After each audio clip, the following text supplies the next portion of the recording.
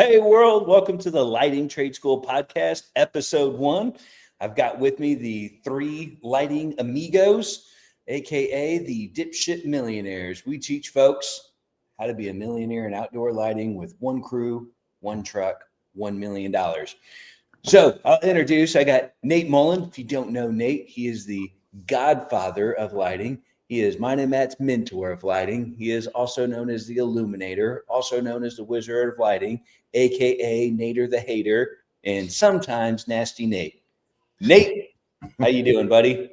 Hey man, I'm super excited to be here. I mean, we've been talking about this for a long time, so I hope everybody's going to get a lot of value out of this, and I would probably almost guarantee that. I'm kind of honored to be with my disciples, if you will, and I appreciate everything. They always pay attention, they learn, they have their own brain, and that's one of the things I think that people will appreciate, that we all will have a very logical approach to outdoor lighting with the same intention of going way beyond what people's expectations are and always creating a wow. So I think it's a super good opportunity for all of us to share all the things that we've taken, I don't know, collectively 50, 60 years here between all of us. And I think people will appreciate that. So I'll hand it over to you, Matt. And I'm really looking forward to meeting a lot of you guys out there, however we meet on these podcasts. So if y'all don't know Captain Matt is a millionaire lighting amigo in the great state of New York, in the capital of New York. We call him Cap or Captain Matt or Outdoor Matt. Nate, when he orders drinks at a restaurant, calls him Captain Fruitcake Matt. Call him Matty with the fatty or Matt in the hat. Captain Matt. I appreciate that. Hey Shane, were you up all night thinking of these new code names? This is just top of the dome. I got them in my head. Wow. That's right. That's one of the things I love about Shane is it's the Ned Flanders of outdoor lighting. His jokes, his nicknames. He's in my phone as the Glow Daddy, which I know Nate loves to say and call him, but that's a whole different episode. Glad to be here. I'm excited. We started the lighting trade school. It's been a little over a year now, and it's exciting to finally launch this podcast with you guys. Absolutely. Do you want to tell them a little background of why we started the lighting trade school? I will. So, I mean, Matt and I, have both been tutelaged by Nate and changed our life around for the better. Took us to, millionaire status here in the lighting game. I even remember meeting Nate. Pre-Nate, my light designs were pretty awful. I thought they looked great. Matt, the same. I mean, since we kind of actually learned design and have spent 1,000 hours really close with Nate, we've taken things to a whole nother level. So Matt and I thought, well, why don't we bottle this up and make a lighting trade school, create something where we can take what Nate taught us to others around the world and create other dipshit lighting millionaires. Not that you guys are dipshits, but I can 100% tell you that Nate and Matt are dipshits. And they became a millionaire. So I know you guys can as well. So that's the purpose of the lighting trade school. We're just going to talk about lighting. We're going to talk about mistakes made and just kind of a little bit of design and install best practices. Today, I specifically want to get into Nate's 7 deadly sins of lighting. So we're going to make a series. This is series 1 on the 7 deadly sins. And we'll give you guys, if you're interested, a PDF right up on the 7 deadly sins. Really good to put them with your proposals and just to incorporate in all your designs. And we're going to cover the number 1 deadly sin. Matt, what is the number 1 deadly sin? Glare. Glare is the number 1 killer of a lighting job. So I would like to interject real quick back to you, Shane, if I could. I would like to say that I'm pretty proud of my first and maybe only award that I ever got in life, and that was in high school when they award best dresser, best most likely to exceed. I did get most likely to be the biggest dipshit. So I've kind of carried that title for a long time. I don't think anyone will argue that. That's easy to believe. But I would like to at least add one thing, and I hope I don't want to be boring here, all that stuff, but I would like to add my 2 cents or 98 cents, because if I'm going to give you 2 cents, that ain't worth a goddamn thing, if you know what I mean. I mean, I'll tell homeowners that when they want to throw their 2 cents, and I want 98 cents. I think the reason I was super excited about the lighting trade school, meaning that electrical is my background, being an electrician, electrical contractor, and there's mentorship programs you can go through union. Everybody knows that you get 4 years of apprenticeship, whether it's union or non-union, and then you're mentored by journeymans, and there's structure. And every electrician in the United States follows a lot of the same rules, and it's all about safety. It's all about doing things correct, because there could be obviously fires involved, death, and some really bad consequences. Outdoor lighting, there is nothing. Everybody's super fractured. Nobody teaches the same thing. There is no unified body. There is no national electric code per se for outdoor lighting. So this was super exciting for me to be able to try to bind a lot of things together and start teaching things with uniformity, safety, structure, repeatability. So that's one of the main reasons why I wanted to get involved, and I'm super happy. So anyway, Matt, I'm going to give it back to you for number one sin, right? Still glare. It's I just checked my good notes. there. It So doesn't change. I think Nate's probably said that at least 300 times. Number one deadly sin is glare. glare, And what, glare, glare. I'll jump in there. What is glare for those guys who maybe just starting out, or maybe they just don't even realize it's happening, right? When you look at the best way is, if you've ever done a lighting job and you go there at night to look, and they have their lights on their front porch, 99 times out of 100, those lights are what your eyes are drawn to. They're kind of blinding. Is that glare? It's got a little flashlight there. So that's glare. It just draws your eye to it. You lose everything else. It becomes the brightest spot, and it hurts your eyes. And the science behind it, who knows, besides the fact that it hurts your eyes, and no one likes their eyes hurt. So, even I always joke with my clients when they have those lights on their front porch. I said, my goal is to make you never turn them on again, because they're ugly, because they're glare. And, that's what glare is. So really, you can have a beautiful designed landscape lighting job. If you have even one fixture glaring the homeowner, or two, that's what they're going to remember. That's what their guests are going to notice. They're not going to realize how gorgeous the rest of the property is, because their eyes are always going to be focused on that glaring fixture. So this is a really important point, Matt, what you just said. I don't think you needed to emphasize it more, because when you're out there doing either a mock-up, a demo, a real job, and that homeowner, which I'm going to say 99% of every homeowner in the United States has a porch light, and you see the light bulb. Now, when you can see the light bulb in the daytime when you're talking to that client, if you can see the light bulb in the daytime, you're going to see the light bulb at night. So now you're out there at night, and you just said you got those glare bombs staring in the face.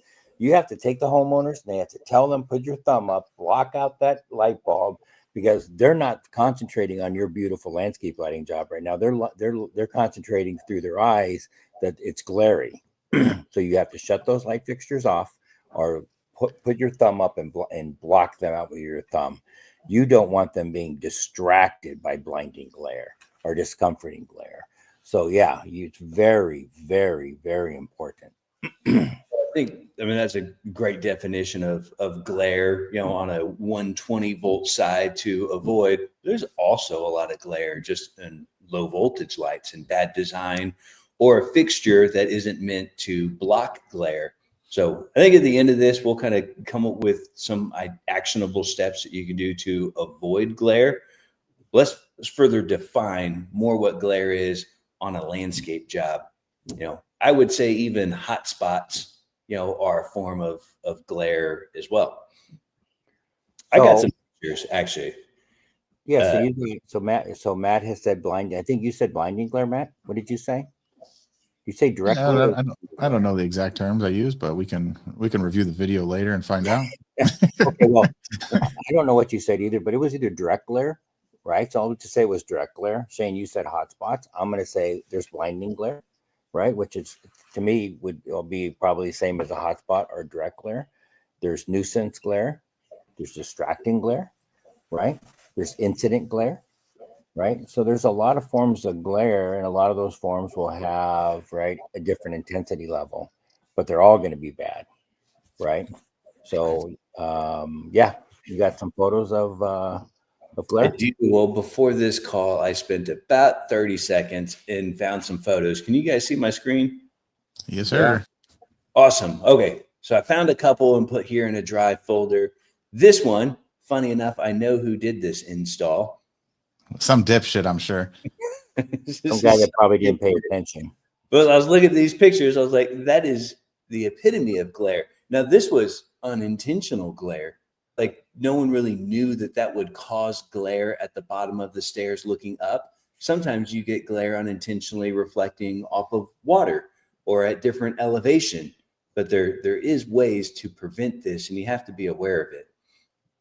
So I would tell you, I would take this as, for me, knowing that what I know today, not 30 years ago, to me, this is knowing glare. I'm going to be I'm going to be very aware of elevation change. One of the things that causes direct glare is from elevation change, especially when you have steps.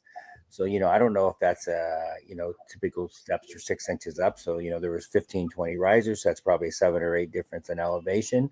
Yeah. And in the daytime, I guarantee you, whoever that installer was, he probably was looking directly at the lens/light bulb. Should have known that there was glare. But now that you've shown that photo, how do we deal with that? What do we do? We're going to have to minimize the glare. I say unknowingly because I'm sure that installer didn't put that there knowing there would be glare. However, a seasoned you did say you were a dipshit at the like beginning, yourself, right?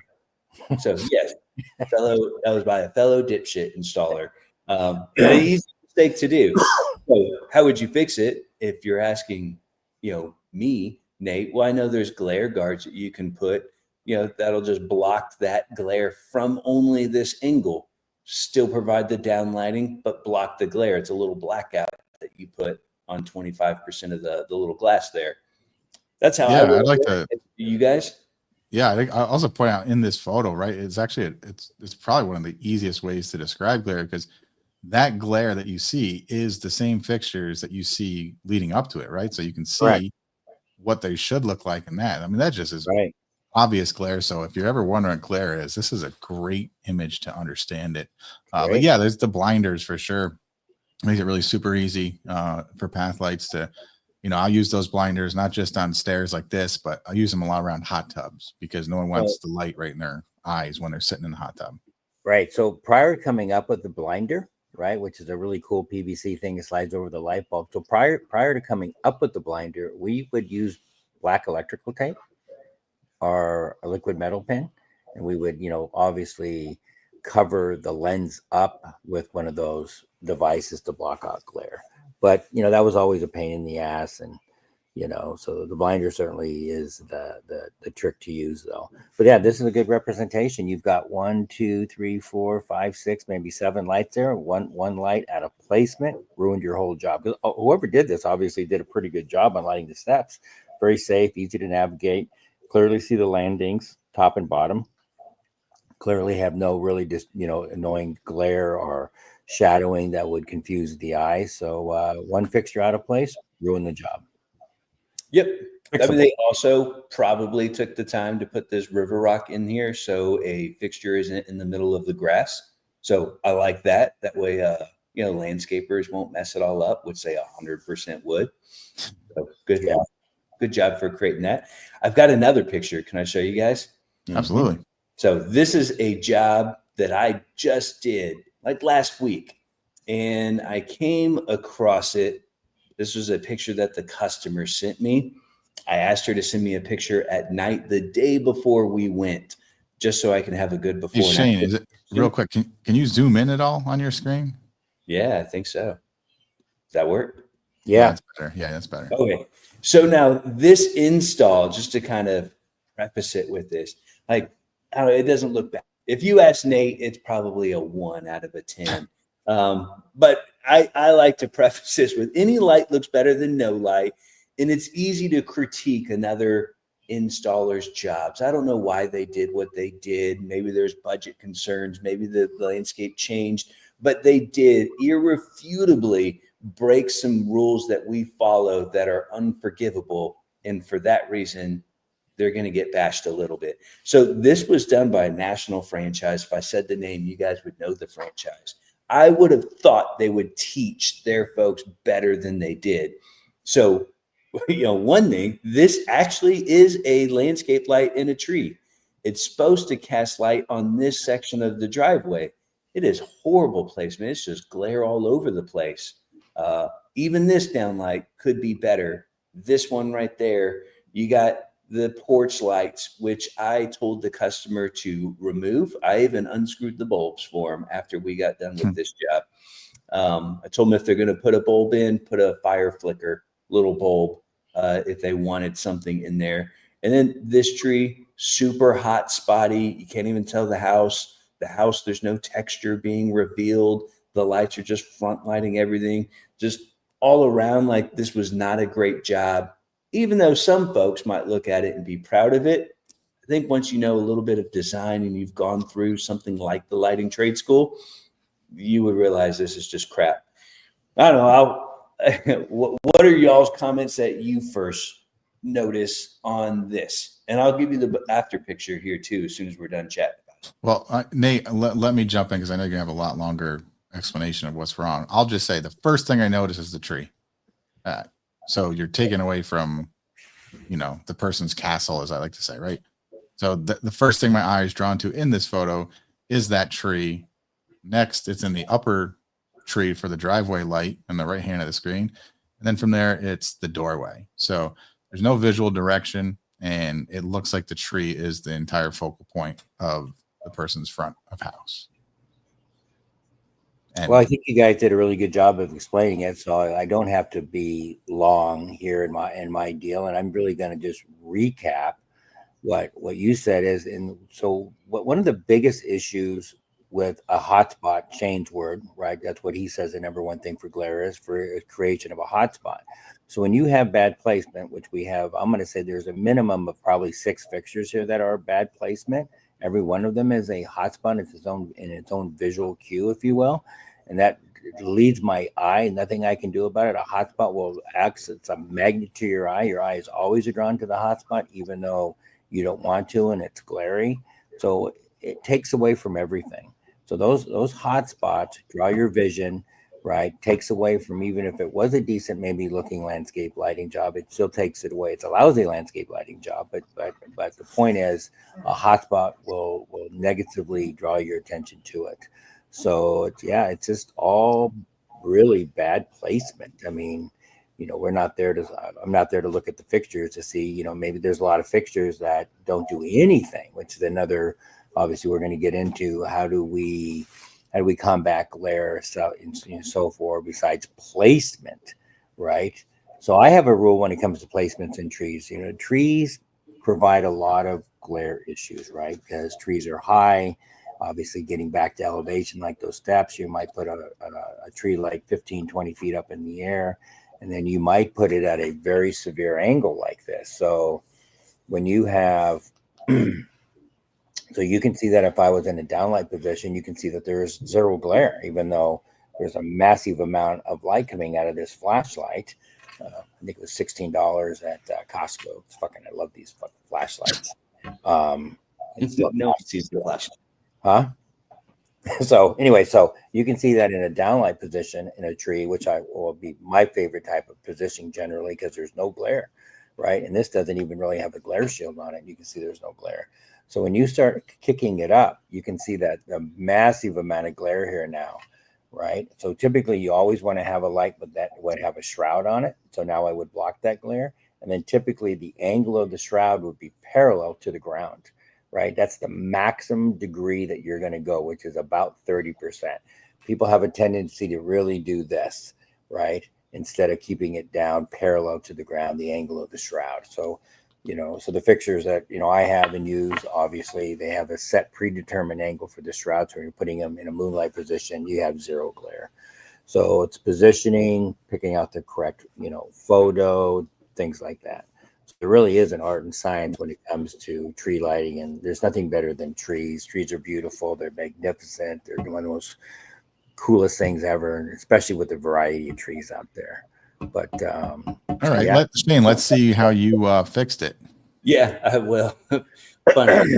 5 minutes ago, you said, "Well, I don't have much to say on this." 5 minutes later, I'll preface it too on how we got this job and kind of what we charge and what we said. But let's go to the after picture here. I will. Well, before you look at the after picture, we took this light and we uplight first. We backlit this. We redid the lights all along the front of the house. We added some to these crepe myrtles that you can't even see in the picture. And this is what it looked like the next day. I think I got the right picture here. So there's both of these. So I'm going to go with this picture, probably closer to a better before and after. This again, the customer gave me. I did not take these pictures. I wish I probably would have taken them, a little more better for comparison. But you can see this tree is no longer lit. It's backlit, canopy's lit, it's silhouetted, it looks better. This tree over here now has uplights on it and one downlight. These trees are a little more silhouetted. These trees right here are also backlit. So they're front lit from the angle of the door, show depth to the yard, but from the street, they're backlit. And then we got these. Now on the house, so there was one light in the middle of every window, just front lighting the whole house. So we added a light on each side of the window. We added a light on each side of the columns. Well, how'd we do that? Well, they have pots here. So we just put the lights in pots, ran a copper conduit, looks super bitchin'. And then the house itself, now we've got texture revealed. We're not hot spotting it. I know the phone kind of makes it seem a little hot spotty, but I promise you it wasn't. And I think it looks a million times better. We only replaced the lights on the house and just repositioned the other fixtures to get this. If I could have redone the whole job, I would have. The reason we got the job is the franchise went out of business in San Antonio, and the local closest franchise was in Austin. Well, they came and told this lady 5 years after installed that they'd have to rip everything out and start over again. She's like, well, what about my warranty? What about anything? Like the lights, some of the lights weren't working. She was really upset to hear that the answer was just, well, you just got to spend 15 grand and do it all over again. She didn't want to do that. So we replaced all the lights on the front of the house. We took some of the fixtures in her yard and repurposed them elsewhere. And we charged her about $5 grand. So she was super happy. We did it in a day with 2 guys. We were happy. Everyone wins. So, Matt, I'll go to you if you had something to add, because I know Nate's 10 seconds is going to turn into. Yeah.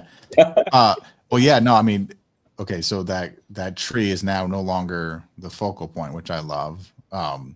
Would love for you to go back and take a same exact angle as that first picture, because I know how different it'll look in that same angle. No, but right now is like I say, the castle is the castle, right? Your front yard, it is lit. So when you're arriving home and you're working your ass off all day to pay for this house, now you get to come home and see the house rather than the tree. Trees are beautiful, but they're not the focal point to take away from when you're arriving back home at night. Okay, well, I mean, you guys said it all. I don't need to make any more comments on the before and the after, the good, bad, and the ugly of the photo. You guys did a great job explaining that. I want to just reinforce one thing that I think it's super important that on these podcasts, even though this is our first one, that we interject things when you give a tidbit of information, which was the guy from Austin that came out and rip it all out. And you're able to repurpose things. So this happened to me last week about repurposing. So I have a $29 wiring harness that goes into my gate motors on my gate by LiftMaster. They decided not to, and it's at 12 years old.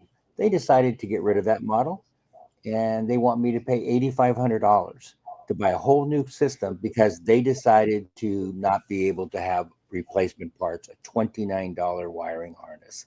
So I told that guy to go F off. I will never buy anything from that product company again. Right. So repurposing should always be a thought about us. How can we repurpose? Should we be buying product that can be repurposed? Should we be buying, everything that has future considerations and knowing that there's a lot of things that could go wrong in an outdoor lighting job?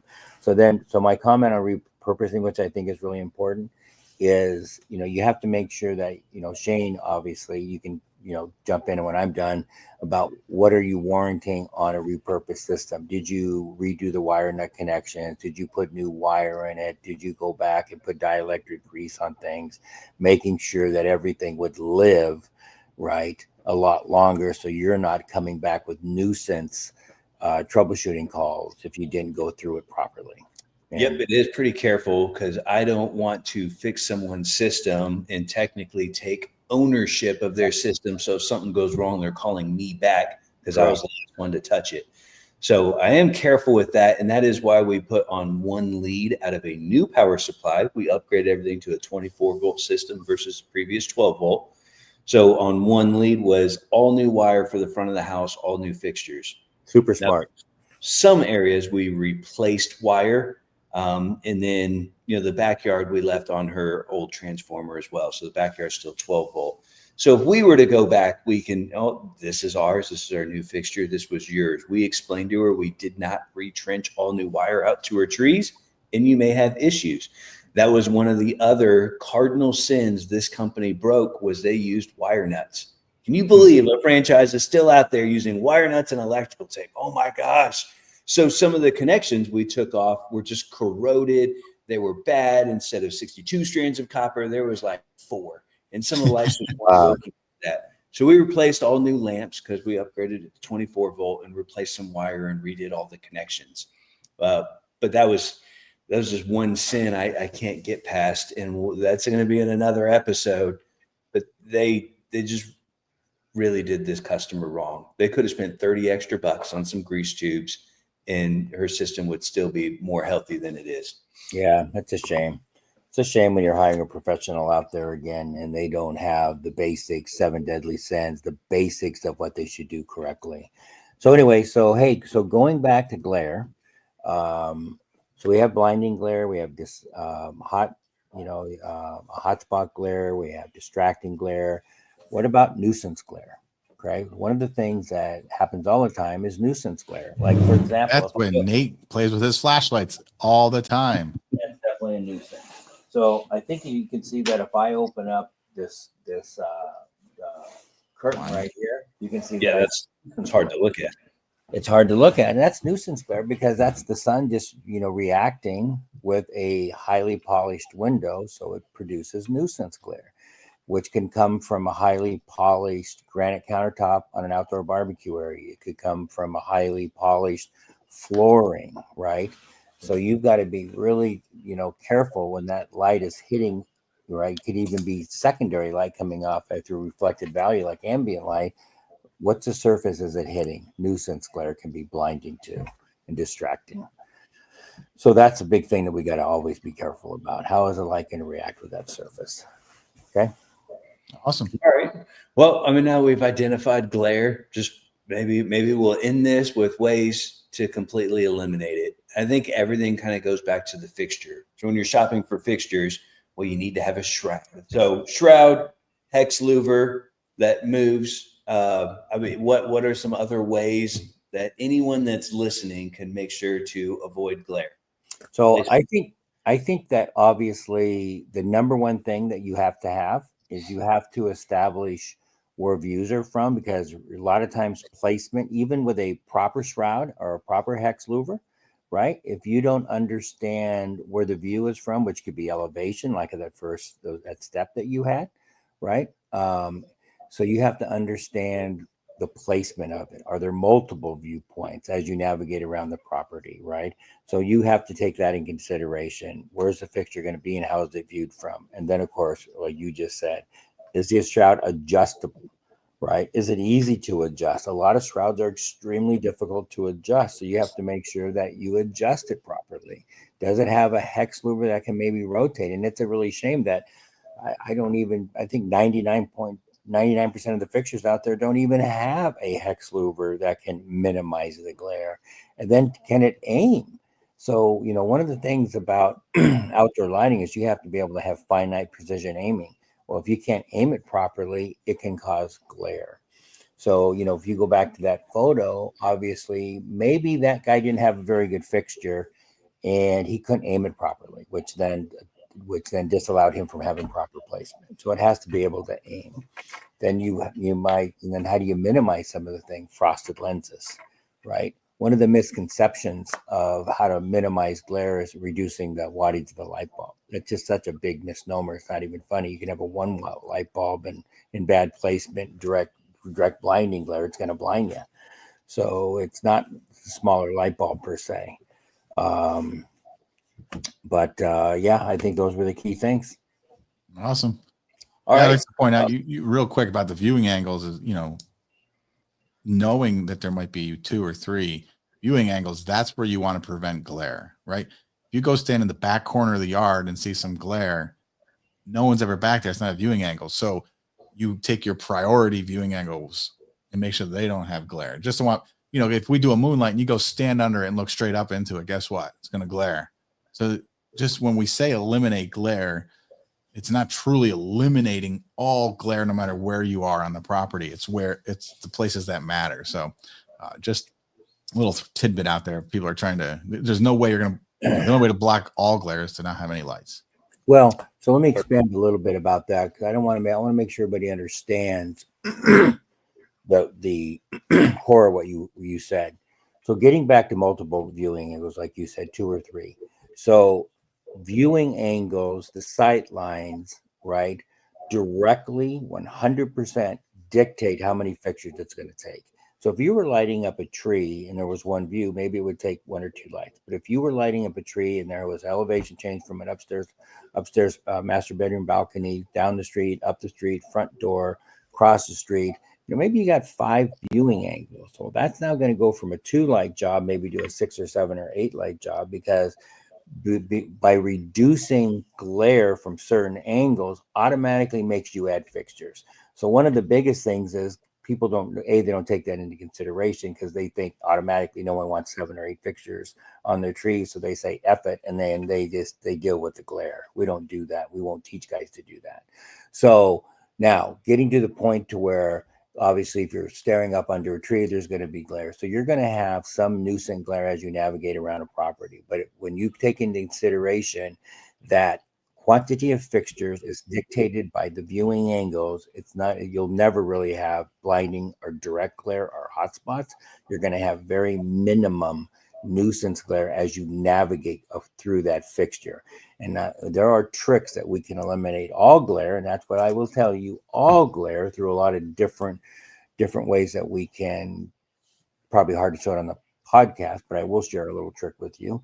And this came from when we did a lot of moonlighting in the day. We all know that you can buy this anti-slip tape that everybody uses for a boat trailer. It's made by 3M.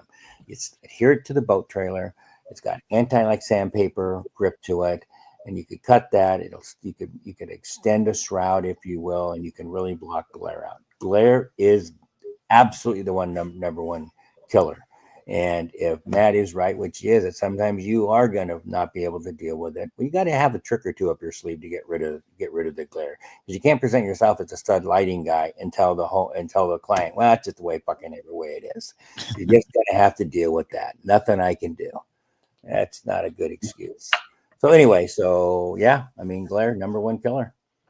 All right. Well, stick around. Listen to podcast number 2 if you want to hear more tricks. If you dare to avoid the glare, go to thelightingtradeschool.com. You can download our 7 Deadly Sins PDF. It's 100% for free. Matt and I will put this in our proposals and show a customer, so customers see, hey, these guys have a plan. They've got rules that they follow by, and it just it elevates you to a higher status when you're doing proposals. So if you want that PDF to include with your proposals, go to thelightingtradeschool.com.